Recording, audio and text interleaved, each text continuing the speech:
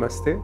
We're here with Gautam once again, and today we'll be doing in Living the Teachings of Sai Baba, a very important and simple topic on signs of spiritual progress to look for within oneself. So Gautam, thank you for coming all the way from Bombay and giving us your time.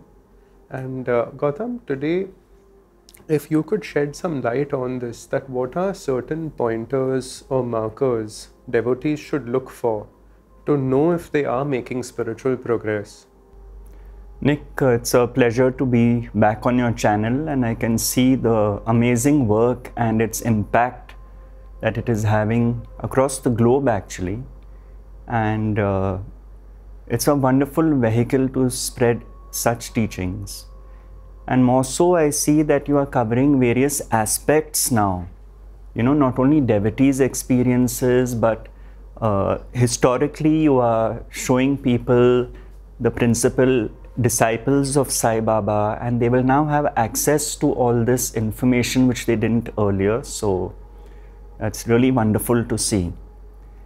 Now, this question you have asked is actually a crucial question.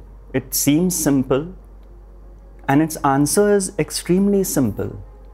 But you see, simplicity people don't like generally. There's a saying, I think it is by the poet Walt Whitman.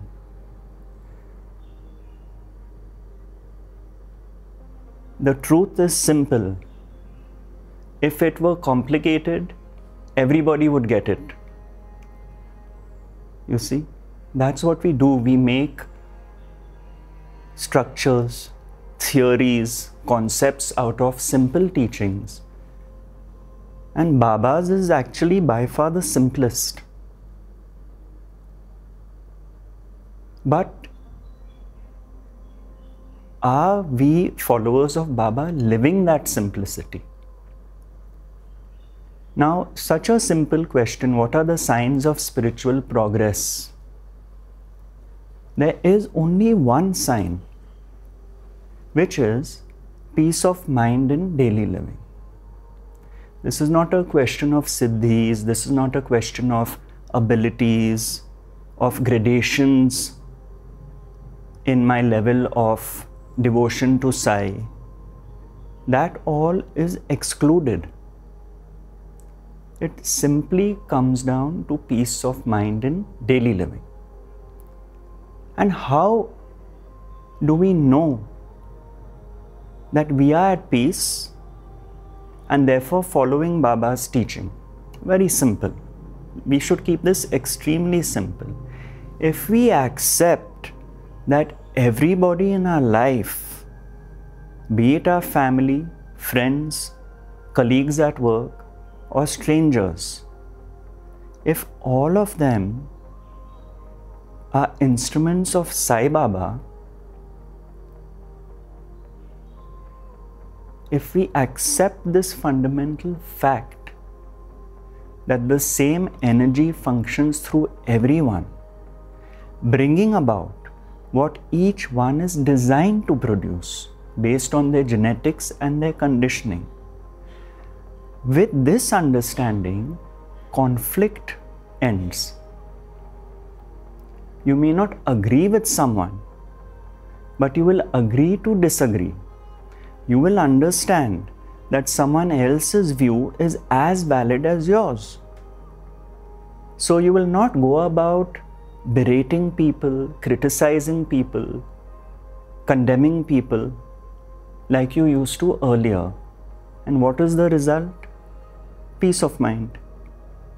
That is the sign of spiritual progress. This is a very underrated aspect of what happens in one's life when one truly follows the teaching. Nisargadatta Maharaj had said, to criticize anyone is to criticize the affairs of Brahman. You see, so when one is living the teaching, this becomes automatic. The thinking mind, which was always engaging in ill will, spite, jealousy, envy, hatred, malice, blame, condemnation, all these aspects, these don't function anymore. When you accept people for who they are, the way God has made them, with their flaws, just like you have been made by the same source with your flaws. So it comes down to acceptance. Accepting people the way they are, accepting yourself the way you are, and accepting that events in your life come to you as a part of the functioning of one's destiny. Sometimes pleasure, many times pain. Accepting that life cannot be only pleasure, pleasure, pleasure, pleasure. It is one's own life experience that life is sometimes pleasure, sometimes pain. And that is why Maharaj said, between the banks of pleasure and pain, my life flows. But what we do is we run away from pain and run after pleasures, thereby increasing our suffering. Now, why did Sai Baba say that the two most important words of his teaching are Shraddha and Saburi? Because he is trying to say that yes, we know life is a life of pain and suffering. Therefore, faith and patience. That is what heals. But the thinking mind, which is running into the dead past or an imaginary future all the time, that is what is taking us away from our peace. So the sign of spiritual progress is the degree of Shraddha and Saburi we experience in our lives, not as concepts. Living that teaching, living the faith, not the faith that I will get what I want, the faith that whatever is meant to happen is for my highest good. So Gautam, as you rightly said, that ultimately it is living the Shraddha and Saburi in everyday life throughout. Gautam, in my observation, there is something very peculiar I've seen in the Sai Baba path, because I've explored other traditions also. And one peculiar thing I see is because people have experiences of Baba's miracles or dreams or visions, unfortunately they start to look at that as markers of progress. So could you talk about that aspect, because that is very peculiar to Baba's path, and just so that there's some awareness around that. Sure. See, Nick, Sai Baba himself has said, I give people what they want so that they may want what I want to give them. And he is referring to the ultimate, self-realization, enlightenment, or Shanti, Sukha Shanti you could call it, you see.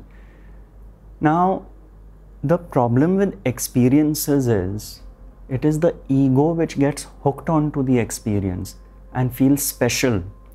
I had this experience, I had this vision of God, this was given to me, you see.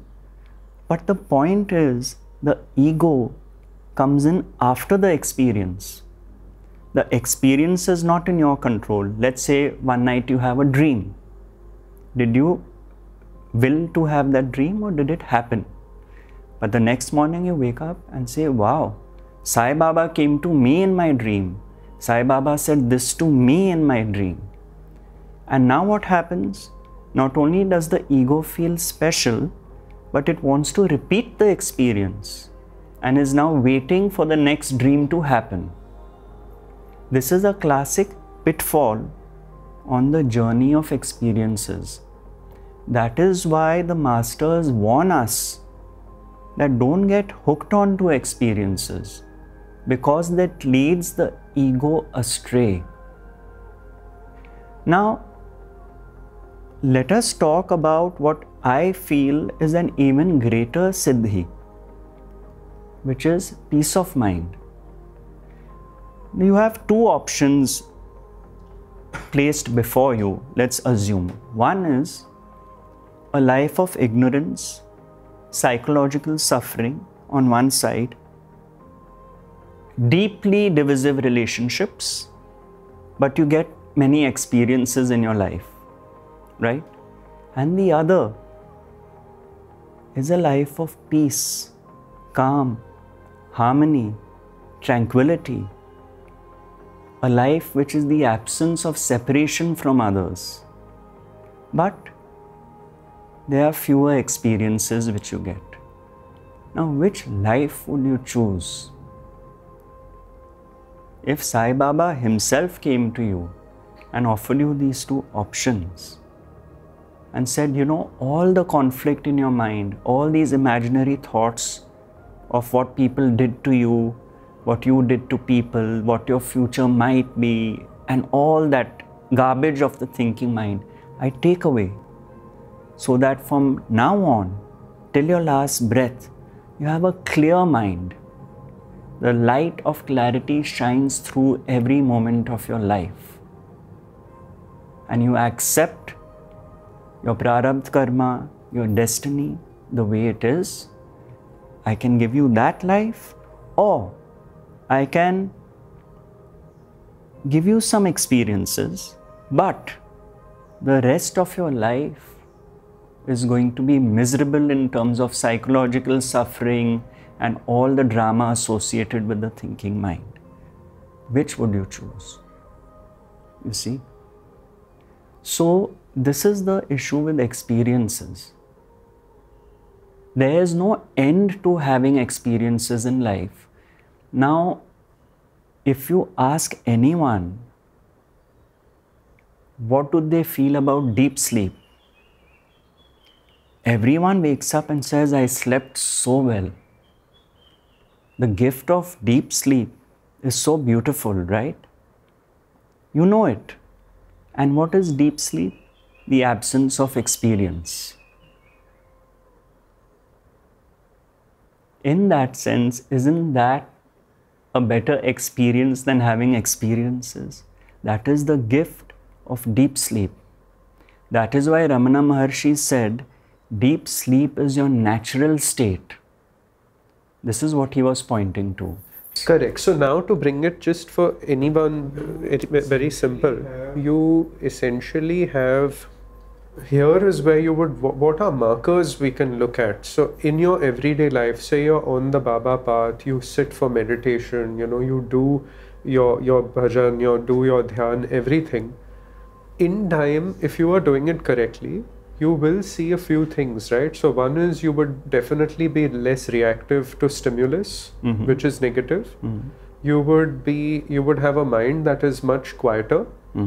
If thinking which is necessary, which is regarding some work, that may happen, that is fine, but it's the stretching, as you say, is the problem. That would reduce. Even physical symptoms, because why I'm bringing the physical symptoms, I have met many devotees who have had experiences which are phenomenal, but when I sit with them, in 2 minutes I can see there's a lot of restlessness. Then I question myself as well that, see, I come from I don't mean to be judgmental, but as a publisher, so to speak, I have to look at all these signs. So in a way, it's given me an eye of discrimination to see who I'm going to feature and not. Of course. So that gave me a very unique thing to sit and look at these things. And I said, I don't tell them that, of course, but this becomes the criteria for me to check whether I want to, take someone in or no and feature them. But I see, people may claim anything and they may imagine stuff. But physical symptoms are one of the things I look for. So if you could talk about this. You see, everything is the mind. You see, I'll give you an example which is slightly away from this. I had a boy who came to me who had accepted the teachings of the masters, the Advaita and all that stuff, right? And he said, oh, my mind does not go into thinking of the dead past and an imaginary future. And so what I do to prevent that from happening is I play video games all the time. You see, now that is missing the point, because playing video games means the mind is still very active, whereas we are talking about a still mind, what Maharaj referred to as conscious presence, abiding in one's being. What Eckhart Tolle says is being in the now. Being in the now is not something to be done as a major exercise. If your thinking mind is absent, you are being in the now. You cannot not be present. One cannot not be present. But what happens is one is not present consciously. If someone is talking to you and your mind is elsewhere, that, oh, I have to do this, I have to do that, then you are not present. So, the subsiding of the thinking mind leads to inner stillness. So, the agitation of the body.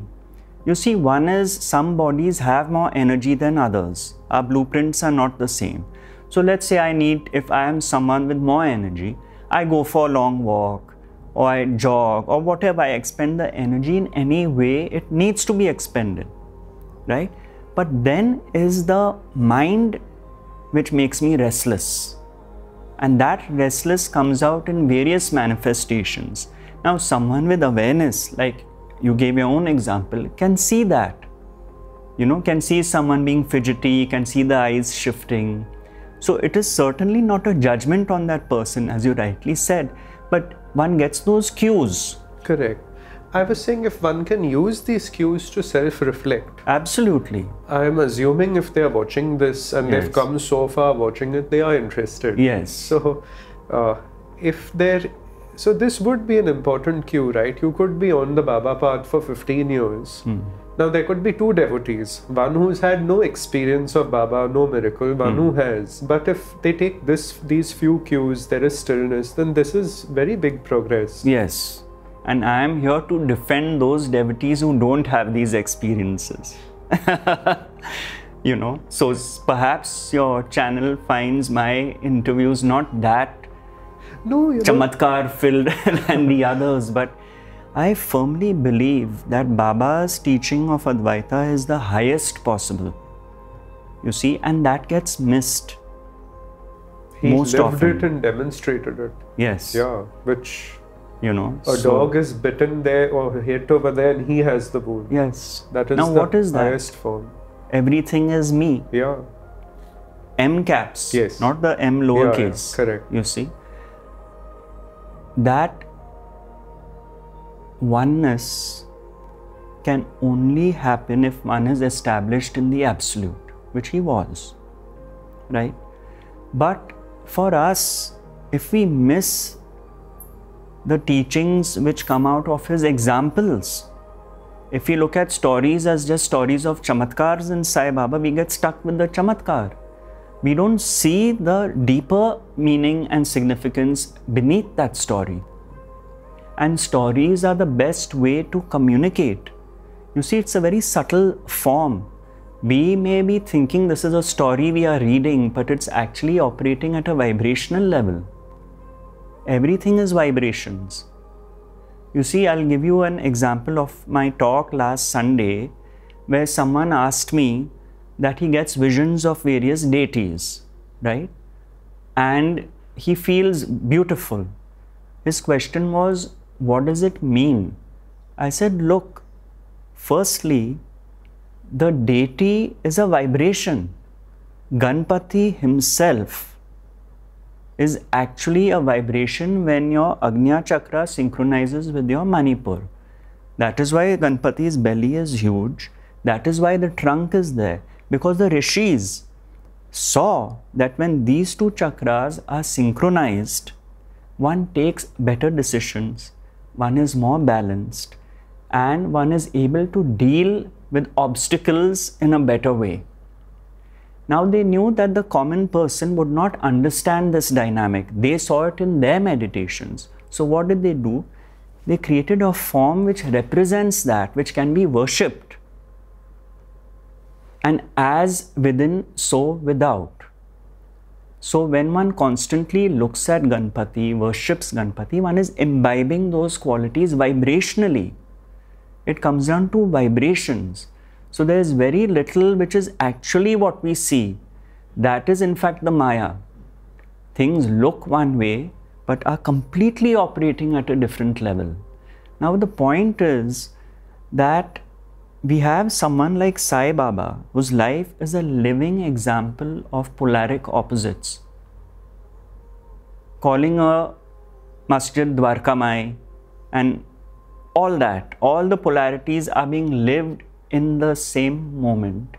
But let's say we miss that completely. What is the point? I mean, can it be more obvious than that?